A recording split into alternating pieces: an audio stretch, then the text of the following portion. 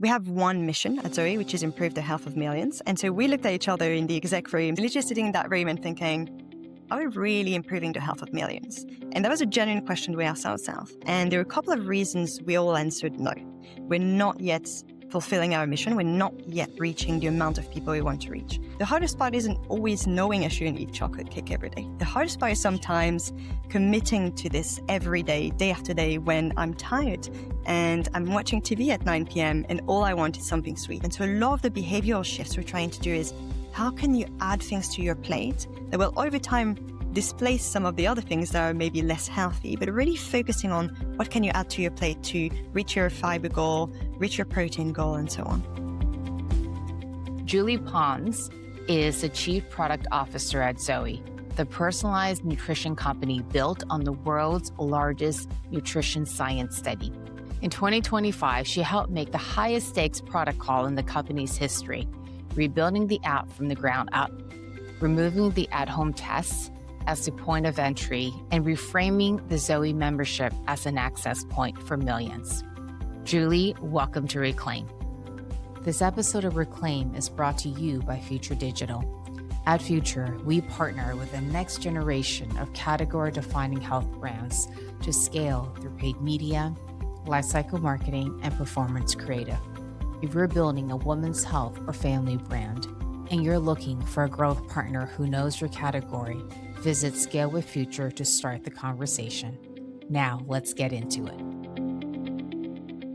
Julie, welcome to Reclaim. I'm very excited to have you on this conversation, partly because gut microbiome has been a hot topic in the last 3-4 years, even more so. And I'm really excited to dive into what ZOE has to offer between products and insights. Nice. I'm super excited to be here and talk about health, microbiome, and all of the journey that it took us to get there. Let's start from the beginning, especially as how it relates to your background coming up as a product leader. So intellectual seed for ZOE is that genetically identical people have very different responses to the same foods, yes, driven by their unique gut microbiomes. And what I think is very interesting about ZOE is that it sits at this unusual intersection. You have genetic epidemiology, machine learning, consumer subscription, founded by scientists, technologists, operator. And here you are with your product background. So let's start with you as a product leader and what drew you to ZOE specifically. I love that question because what you might not know is I actually didn't start with ZOE in the product role. So I started with ZOE in a people role where I was really helping them figure out how do we help ZOE build the best organization possible so that it could bring the science to the world. And one of the things that really drew me to ZOE was meeting Jonathan and Tim, our co-founder, and hearing them talk about what they were trying to build. They're trying to build a movement around health, around helping users and people really just understand the impacts that nutrition and gut microbiome can have on your life. I had mostly worked at companies that were focused on really building the best company out there. So I worked at Klarna, that was like really the best payment method ever. I worked at BCG, where we focused on like how do we help clients in consulting to like build the best strategy. And so I was just really excited to be able to work on something that felt really meaningful to me around like how do we help people eat better, just generally. I love that ZOE is addressing nutrition, eating habits, all tied to the gut microbiome. So if you don't mind, let's go a bit more into the science. And ZOE has come a long way. We were just talking about that and with all the shifts and pivots along the way. But maybe we can start with where ZOE's at now and from behind the science, behind the offering, what is it that sets ZOE apart, given the expansion and the interest and the market demand for gut microbiome testing in the last 3 to 5 years? Yeah, it's a great question. And I think what's interesting actually relating to the question you asked, like why did I join ZOE actually? The first thing when someone reached out to me and talked to me about ZOE, I didn't know anything about them. I wasn't based in the UK at the time. And so my first reaction was, oh, it's another nutrition company. They're doing just what everyone's talking about, calorie counting, telling people to lose weight. And I was like, I'm not in for this. That is not my jam. And then I talked to Tim and Jonathan and I understood how much science has Zoe done? And really, if you think about it, the first couple of years of Zoe, I want to say 3, 4 years before product even existed, the team's focused on microbiome research and really genuinely proving that improving your gut microbiome can improve your health, can improve how you're feeling, and can really improve your life overall. And so the big focus and the way we talk about Zoe is to say we're a science first company. We've been doing research in the gut microbiome for years. We have the world's largest microbiome database with 300,000 samples today. And Yeah. I would say the combination of what makes us so powerful is we don't think the science is all the answer. And I would say that because we've Hmm. tried to make this happen and we failed. And I can talk Yeah. a bit about the pivot where we thought if we give people the answer, how you should eat better based on your microbiome, it will just work.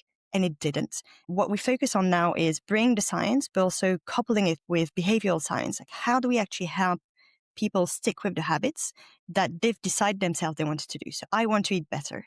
And I know I shouldn't eat chocolate cake every day. The hardest part isn't always knowing I shouldn't eat chocolate cake every day. The hardest part is Yeah. sometimes committing to this every day after day when I'm tired and I'm watching TV at 9 p.m. and all I want is something sweet. And so we do really a combination of great science from our science team and research and building a product that's really behavior first and focusing on keeping people motivated in times that are hard. Interesting. I see. So you're introducing shifting habits in addition to the science, and then also That's right. providing them with the supplements and the products to guide them on that. So I guess then that leads me to two questions is what does personalized nutrition mean for Zoe? And I'd love to unpack what you said about how you landed here because it didn't work before. Mm. So Mm. if you think about personalized nutrition, the way we think about it is exactly the way you open, right? Everyone's gut microbiome is different. And so the answer Yeah. to what you should eat and what you should do to improve your health might be very different depending on who you are, where you are in your health journey, what your microbiome is like, what you're usually eating day to day. And so what we focus on is really leveraging a suite of products, our app that helps you track and understand how food is impacting your body and really advise you on what you can change based on where you are today. And that's really meeting our users where they are in their health journey. Yeah. The second part is then offering products that just help you improve your fiber because we know that users are really deficient in fiber. That's true in the US, that's true in the UK. And that's one of the main things we're trying to drive and that will have a high impact in your gut microbiome. And so Yeah. Daily 30 is a great example of that, right? It's a supplement that's a whole food supplement that you can add Yeah. onto your plate. And so I would say it depends on where people are in their journey. In some cases, it's a simple action with Daily 30. In other cases, it's a really long-term commitment to changing how you eat, in which case we talk about the app and the gut microbiome testing and really bringing that experience together. And I'd say, in our view, there's no one size fits it all, which is why we're trying to Yeah. build a suite of product that help different people in different places in their health journey. I love that. I love that. And that makes so much sense because you hear about where folks hit their limitations, right? Whether it's knowing what to do, whether it's Yeah. sticking with it. I know I have that challenge. And it's like having to also continually get your baselines to understand and track where your health is at or where your gut health is at to keep you motivated even. And I think sometimes it's like the Yeah. small things, right? If you think about Mm, how nutrition works, let's say you're using the Zoe app, Destiny, and you're saying, I'm 3 days into my journey. I've done my gut microbiome testing. I'm starting to change how I eat, right? The truth is, you're not going to feel better quite yet. You're not going to lose weight quite yet if that's what you're looking for. And so a bunch of the work, at least in the product and design perspective, is, well, how do we do that? How do we help you celebrate the small changes that we've already made that we know will help you improve your health over time? How do we encourage small steps based on where you are today? And so a lot of our stuff is really built around behavioral psychology, small nudges, daily habits, and how we really integrate into someone's life rather than make it big, overwhelming, and leading to people dropping off and not sustaining with a program. mm. So that brings up a good point because oftentimes when we start to take new products, we're very excited. But to Yeah. your point, the feeling is very subjective. And I'll have people ask me, well, how are you feeling? Do you feel any difference? And my response is typically, I'm not sure. And then that makes it hard to stick with. So I'm wondering what's an example of something that's being taught within the app for the user to feel a win, a concrete win, even earlier on before they start to see the weight change or before they feel the bigger impacts objectively? It's a really great question. And transparently, something we've been trying to solve for about 18 months and have gone Sure. back and forth on what actually solves that problem. Examples that I can give you is one of the things we do is we celebrate users for showing up. And so that is the consistency of literally just opening the app, taking one action, and celebrating them for saying, well done, you've shown up for yourself, you've tracked a meal. Even if the meal itself doesn't score really well, so we help you understand the quality of your meal by a score that ranges from 0 to 100 to the quality of your meal and whether it's going to have a good impact on your gut microbiome. And so we do a lot of those small celebration and nudges, really helping our users understand that even the fact that they're tracking their meal and showing up will improve their health over time because they're being conscious about their eating. They're being mindful about what they're eating and putting in their body. And we know for a fact from research that already improves the quality of the meal you're going to eat because you're more mindful about what you're eating. And so even just that step, I would say, is a major difference from how we thought about nutrition before and how we thought about Yeah. celebrating users for a high score versus actually just tracking a meal and really being present in the moment. Another one that I can think of is that we actually give them celebratory targets. So we say one thing we often say that Tim Spector, our scientific co-founder, says is we want users to reach 30 plants a week, right? And so every milestone that you're Yeah. going to take as you track your food will be like, well done, you've reached 10 plants, and well done, you've reached 20 plants. And then you have an explosion of celebration when you reach 30 because Yeah. we want you to feel that those milestones are actually super important to get closer to Yeah. your health goal. Yeah, I love that. It makes so much sense. And I know that for me, I would be excited to dive into those micro steps and habit shifts along the way, because it's Yeah. something that I know that come up against, as well as a lot of our listeners as well. So I guess maybe kind of coming back, because I'm curious as to how with the relaunch of this new app, how that has shifted the business model. But before that, maybe kind of what led up to here. You had alluded to what didn't work, Yeah. the right? The huge rebuild that came last year. Maybe kind of walk us through that so we can talk about what's happening now. Yeah, it's a great question. The way to think about it is we basically sat down and asked ourselves, we have one mission at ZOE, which is improve the health of millions. And so we looked at each other in the exec room. So we had our two co-founders, Tim and Jonathan, our CEO, CFO, our VP of engineering, and we're literally sitting in that room and thinking, are we really improving the health of millions? And that was a genuine question we asked ourselves. And there were a couple of reasons we all answered no. We're not yet fulfilling our mission. We're not yet reaching the amount of people we want to reach. The first one was transparently price, right? We had a entry point of about £600 in the UK, let's say $600 in the US, right? And that's a really high price point product, regardless of the market you're reaching. And so we asked ourselves, is there a way where we can bring the same amount of science, the same quality, it doesn't have to be so expensive so more people can afford it? So that was a big question around how do we position ourselves so that we can enable more people to benefit from our science? It's a question we always ask ourselves. That's also why we do a free podcast, right? We're in free science Yes. and we publish everything in our research. But that Yeah. was one fundamental pillar that we thought about. And the second one was we're starting to look into the user research and really understanding who was being successful on the ZOE program. And we realized people who really followed by the rules, what we were telling them in the app, were very successful. They reached their goal, whether it was reducing my menopausal symptom or the weight that I want to lose or feeling better and having more energy to play with my kids. Like usually these are the things that our users come to us for. And the people who really followed the program were very successful. Actually, the majority of people on Zoe weren't following it. And that's where we hit that block of saying, we're giving them the best science possible. Why isn't it working? And the reality is obvious when you look in retrospect. But the reality was really around people just need help to stay motivated. They need help in the moment where they're reaching out for the snack that they always reach for at 9 p.m. when they're watching TV. They need help in the moment where they're running out from the gym and they're passing in front of a fast food restaurant and they're going to buy some food because they don't have time to cook tonight. Or all of those moments that are just real life moments that are really difficult because they're ingrained in how you live, how you've grown up. And like nutrition is really deeply rooted in things you've been doing your entire life. And so I would say like this was the context of the two things we realized were real problems. One, pricing and affordability and accessibility. Second, are we truly changing our members' life? And we realized we were asking too much. The app was really hard to stick with.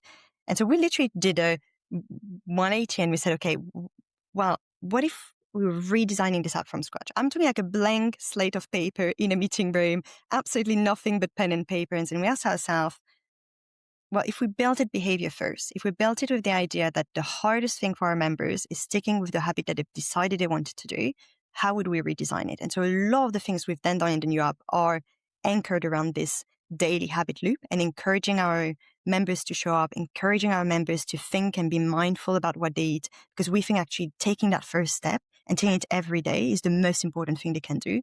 Obviously, it's still anchored on the science. Obviously, there's still 8 years of scientific research behind it, but it's less so about teaching you about gut microbiome, more so about helping you make the choices every day that will improve your gut microbiome. So we've really changed the way and the lens that we think about when we think about how we help our users. And what are you seeing as a result of that from stickiness and outcomes ever since you've made this shift? I mean, I'm very happy to report that it's like the retention's 3 times higher than it was before. So for us, it's been a really big Wow. win in terms of where we're coming from. I think in terms of outcomes, we're still seeing the early data, so it's a bit hard to say. But what we're seeing from the user feedback is people are just more motivated. They're happier with the results that they're seeing, and they're just Mhm. sticking with the app longer. So overall, we're really happy about it. We've obviously done a lot of failed experiments to get there, to be completely transparent. It's not like we got it all Yes. right. Everything was a perfect rate for 18 months. Absolutely not. We definitely had a lot of ideas that we thought would work that absolutely did not work.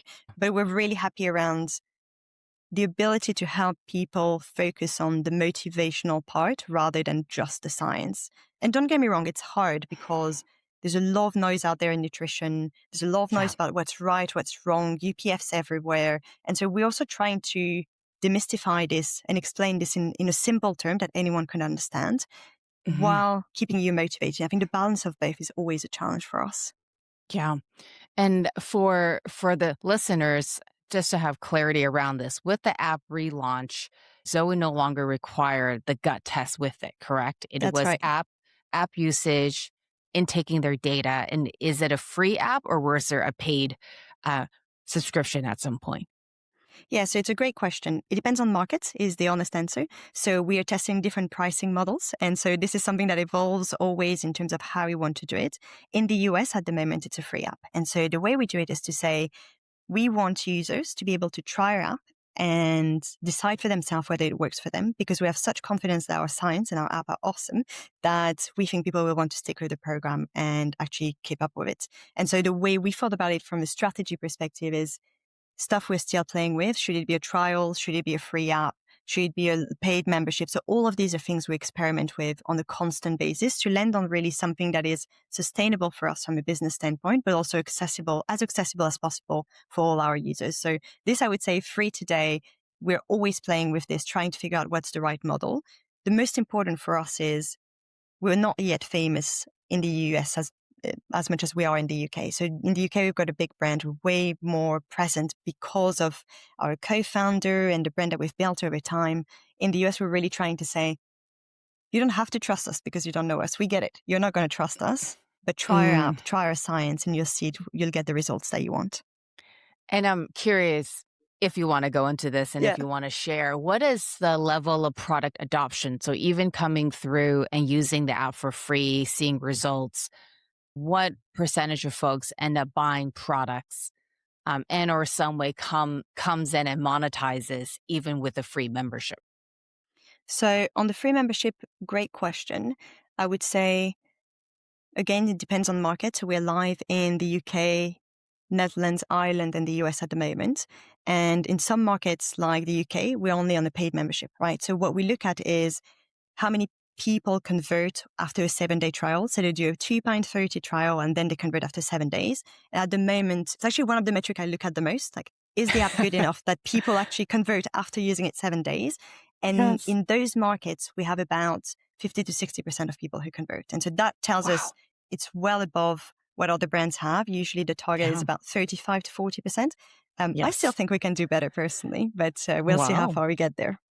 Yes. And then for folks in the markets under a free membership, currently, is there any product push or that's just still more to get Not data? yet.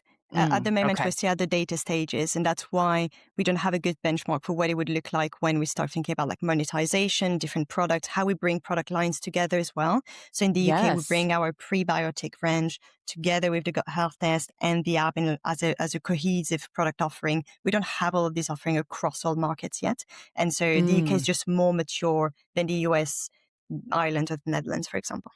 got it. So then that sparked another question I wasn't even planning on, but for in the UK, members going through the app, what percentage of them then come through and take the test, even if they did initially have to do so? Great question. So I don't have the exact number top of head. Sure. Mm. I would say nearly half is about the number that I'm Wow. thinking about of people who either test the app or buy the gut health test when they buy the app, because you can obviously buy them at the beginning of your purchase journey. Yeah. And I think the reason for it is because ultimately it helps you really baseline how healthy your gut microbiome is. And I think it helps users really understand this is this is where I am today and what I'm working towards, because it gives you a real analysis of your gut, the healthiness of your gut microbiome, areas that it might impact in your health. We call them gut clusters to understand whether you have Mm, more heart health risks or what really might impact in your future long-term health. And so I just think it's yeah. something that helps users keep and stay accountable on Yeah. the goal they're trying to reach and why. I think that's so interesting because you have users coming in through a free app experience, a high percentage that are now converting to a paid subscriber. And then another 50% come through and then take the test. Whereas a lot of different entry points, we're selling the test first. But at that point, I can imagine that the user is so much more engaged and loyal with the brand. So, Yeah, that's right. I And I love mean that funnel. Yeah. that's the bet we're making. I would say reminder that in the UK it's still a paid trial. So it's a very low price trial, but it's still a paid. So users have committed to paying something, Yes. but it's a Yes. very low price, right? It's near free Yes. is the way we describe it. It's less than the Right. price of your Starbucks coffee. That's the way we describe it.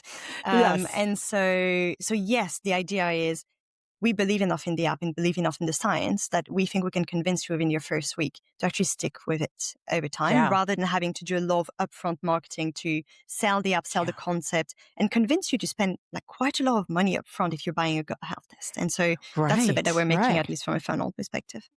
I love that. Maybe kind of switching gears to acquisition. So you mentioned the podcast, and Yeah, I thought what was interesting about the podcast is that many health brands, they talk about own media, and it's so easy to start off investing in paid because yeah, it's a lot faster, even if it's rented versus own media. And I think one of the themes that is surfacing here is that there are bets that have really been made in long term play and really believing in the long-term yeah. vision. And so, I guess I'm curious as to the thinking around, going in on the podcast. Again, that's a long-term play. Sounds like it's paying off. And then Yeah. also just how like Zoe thinks about new user acquisition at the moment. I would say a mix of what you've described. So I Okay. would not say we do zero paid. We also do paid like everyone Okay. else. Um, but we believe a lot more in overall brand building and credibility building. Because we're a science first company, we do a lot of work around bringing the science to the world. Actually, the podcast came through. How do we bring all the science, all the knowledge, all the discovery that we have to the world for free, right? That is the fundamental reason of why the podcast exists. And obviously it creates a great brand halo for us of people starting to get into understanding the importance of gut health, understanding how they can change their nutrition, getting tips and advice from scientists all over the world, and more interested in more honestly trusting that Zoe is really a science first company. So I would say there's a big part of that. And we do this on different medium. One thing that we did recently that I think was absolutely brilliant from our brand team was actually going through a documentary. So we basically followed three different people who had never used Zoe before. And we asked them to eat the Zoe way. So use the app and use Daily 30, our food supplement. And we asked them to really follow what we would recommend for 6 weeks. So it was completely real life. Some of them had kids, work, things went south. And so we really followed them with the idea that we wanted proof that ZOE works. And we wanted to prove that real transformation can take a very short time. I think there's a big stigma around microbiome and how long it takes and how slow it is. And so we hear a lot of users saying, oh, it's going to take me years to rebuild my gut microbiome. And we're always like, well, it might, depending on where you start. But the reality is 6 weeks can actually make a real difference and a real change. And so we did our first documentary, The Gut Health Challenge. You can find it on our website. So it's 3 real people, 6 weeks, 0 perfect conditions. And we just followed them to see their journey, the impact, and just proving that with real people, you can see a real transformation, and inspiring people and saying, if these 3 can do it, anyone can. And we do a lot of work around brands, credibility, science. We publish a lot in papers. So our science team is really incredible, where we have 40 plus Nature and Nature Medicine paper published. And so we do a lot around how do we bring the best science research to the world around nutrition. I love that. And what a creative and useful idea to get content, to get learnings. Like if you're interested in your gut health, why wouldn't you be interested in watching that Yeah. documentary? Yes. And I think, some of the things that maybe you're seeing, and I'd love to hear your opinion, is I think a Yes. lot of brands are moving to influencer content. And so really influencer content versus owned. And our bet on this one was that instead of listening to someone telling you that's the right way to do it, we could show real people going through the process. So that's obviously our long proof bet. But I'd love to hear from you, obviously interviewing a bunch of people. Do you see more Yeah. people moving to influencer content or? I would say that influencer and UGC content has Yeah. become an essential channel, because you can then also use the content not just for organic, but also for Yeah. paid. And I think that especially in health, what we see is that it requires more proof points.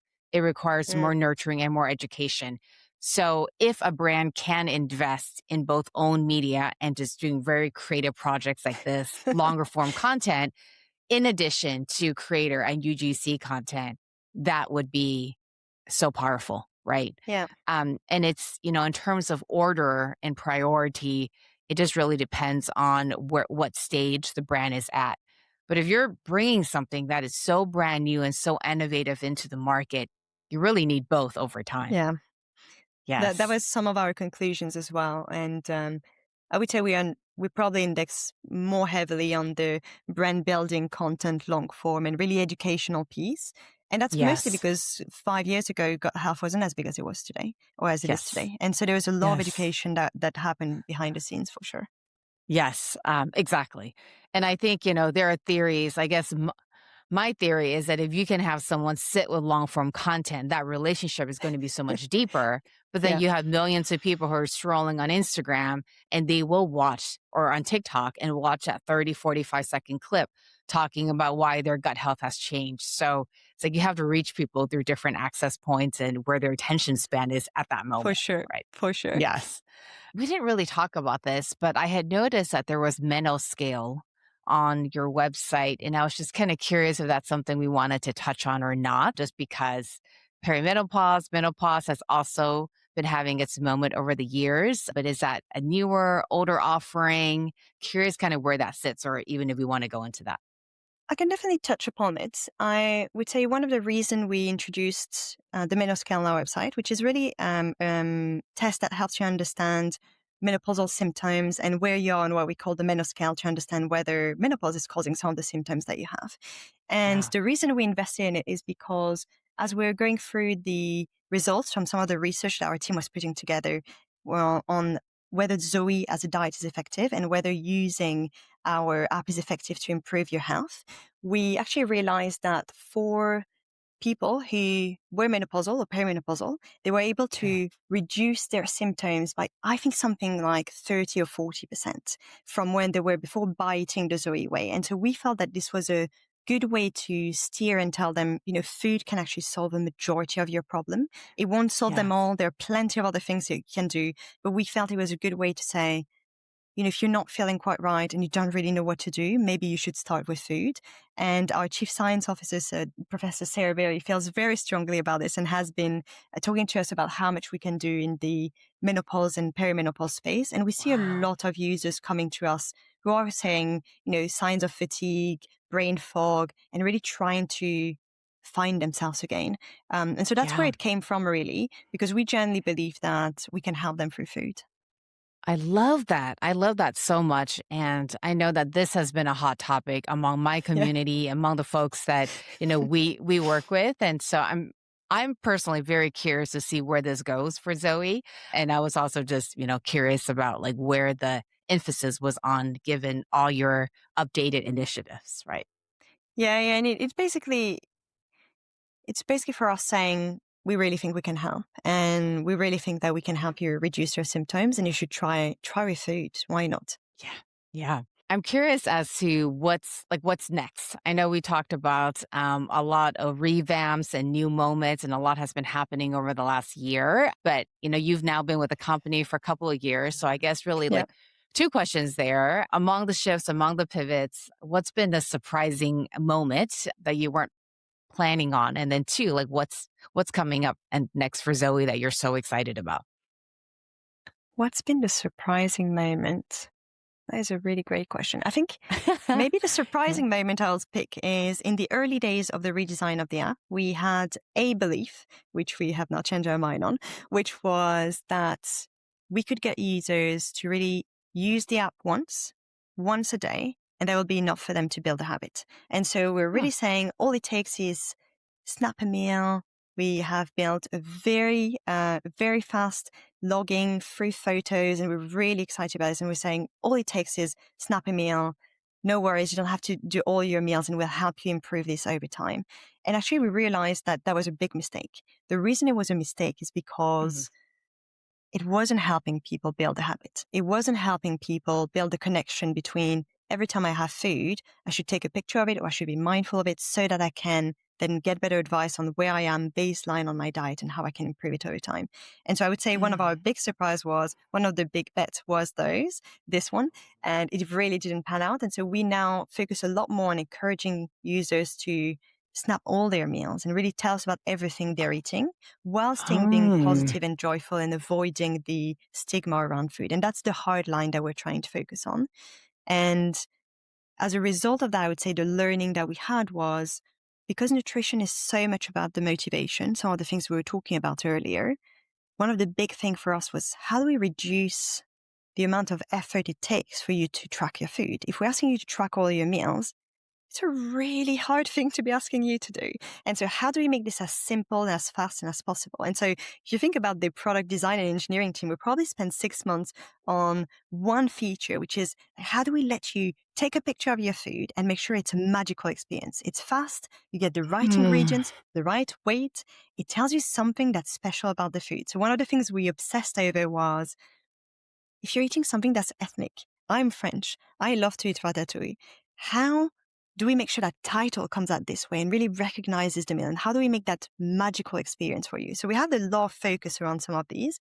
I think these were the big learning around we need people to track their food to be able to help them improve it and to be able to help give them real advice. And so how do we make tracking as seamless as possible? And that was a really big challenge for us from a tech perspective. It makes so much sense. And I can see not just the actual behavior that you need to shift, but also the mental behavior Yeah, and just like us wanting to hide from ourselves, right? The that's shame, the right. judgment. Do I really need to take a photo of this that I just want to take a bite of? Do you know, I think one of the funniest part is we asked ourselves for the longest time, how do we make sure our users take a picture of that cookie that they're going to eat? Or how do we Exactly. make sure they take that picture of the brownie that they don't want to tell anything about? And we had that Exactly. story internally where I think it was the son of our COO was on holiday. And so most of our families are also using the app. And her son was hiding the fries and the ketchup from the pictures because he didn't want to get a bad score. And Yes. so we really worked hard to say, how do we not how do we not create anxiety over food? How do we encourage users to always show us what they're eating in a very simple way that's very light lift so that we can really say, hey, it's all right. We all have brownies. I have brownies all the time. But what you can do is improve this, increase that, add this to your food. And so we talk a lot more about adding foods than we talk about removing them. And so a lot of the behavioral shifts we're trying to do is how can you add things to your plate that will over time displace some of the other things that are maybe less healthy, but really focusing on what can you add to your plate to reach your fiber goal, reach your protein goal, and so on.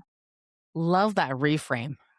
It's so much more productive than I'll just take one bite and then put Yeah. that away. Also, it never works. I don't know how people do this. I've never been able to take just one bite or just one cookie. That is just not, I don't have it in me. Agreed.